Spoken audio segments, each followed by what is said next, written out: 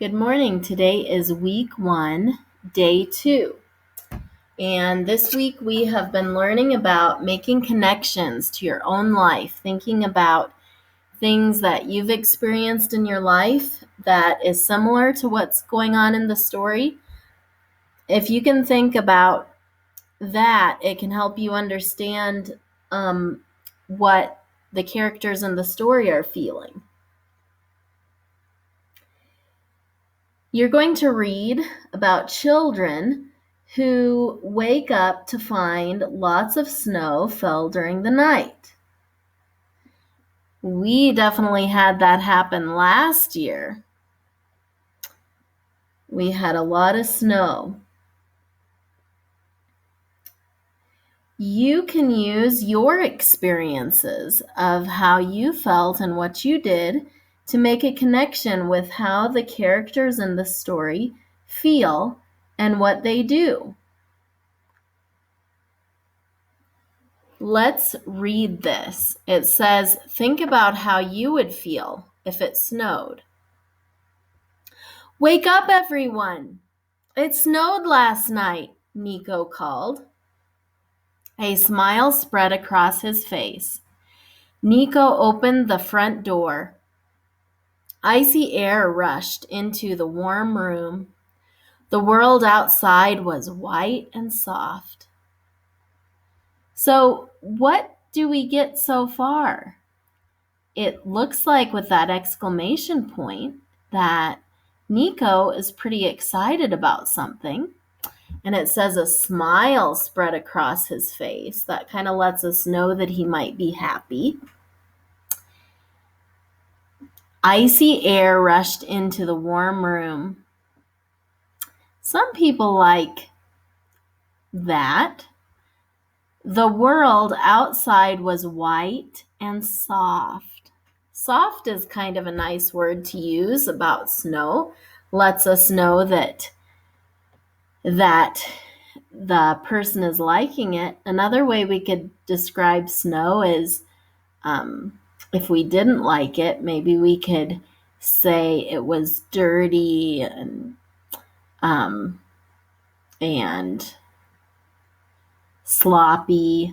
Maybe we could use words like that, but white and soft is kind of a nice description of snow. The car in the driveway looked like a great big pillow. The pine trees were wearing big white snow hats.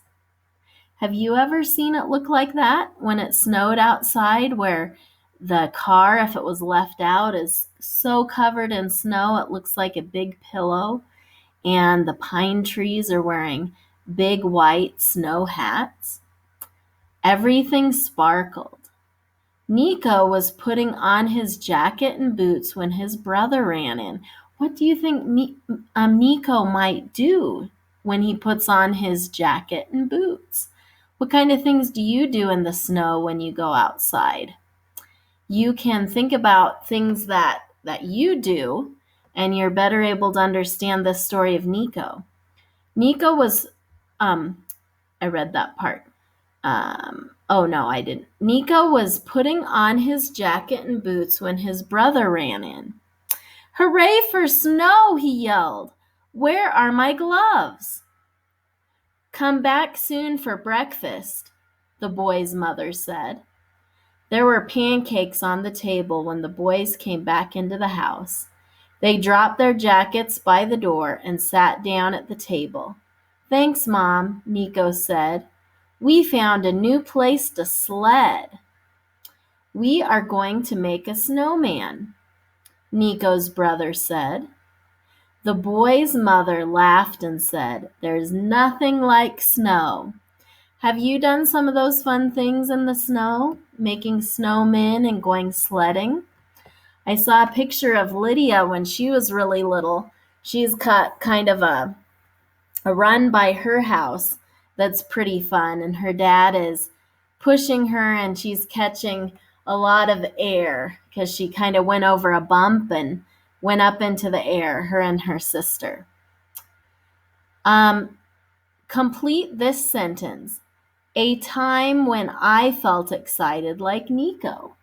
Did you feel excited like Nico when it snowed? Or maybe it was something else when you went to the fair and got to try a new ride. Or maybe you got a new puppy, like Eliana got Teddy. She wrote a story about that last year. Write down what you have been excited about in the past.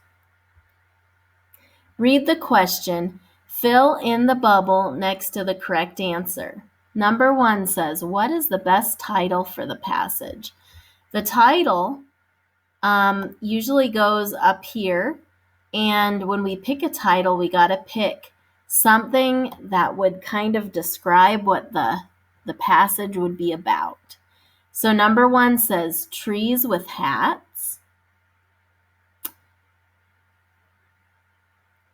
B says, the big breakfast. C says, the lost gloves. And D says, hooray for snow. Now, this is a little bit of a tricky question because were there trees with hats? Yes. But would that tell the whole story if we gave that title? Did they have a big breakfast? Yes, their mom made them pancakes and really great breakfast. But was that mostly all the story was about? Or is there something that would work better? Lost gloves? Well, I see right here that it does say, where are my gloves? So that did happen in the story where he lost his gloves. But does that tell everything that happened in the story? Or how about this one? Hooray for snow.